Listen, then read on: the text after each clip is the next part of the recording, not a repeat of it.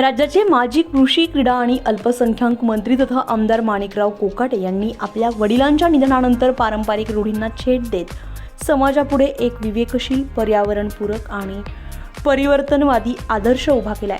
कैलासवासी शिवाजीराव मुरलीधर कोकाटे वय वर्ष 93 यांचे मंगळवार दिनांक 3 फेब्रुवारी रोजी वृद्धापकाळानं निधन झालं. कुटुंबियांसाठी हा प्रसंग अत्यंत दुःखाचा असतानाही आमदार माणिकराव कोकाटे यांनी समाजहिताचा विचार केंद्रस्थानी ठेवत मोठ्या प्रमाणावर होणारे 10वा 13वा यांसारखे सार्वजनिक विधी न करण्याचा निर्णय घेतलाय.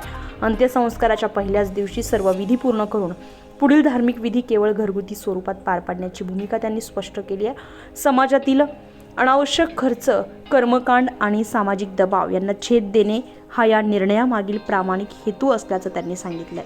अंत्यसंस्कारानंतर उरलेली अस्थी आणि रक्षा नदीमध्ये विसर्जित न करता त्यांचा पर्यावरणपूरक आणि अर्थपूर्ण वापर करण्याचा संदेशही त्यांनी दिलाय.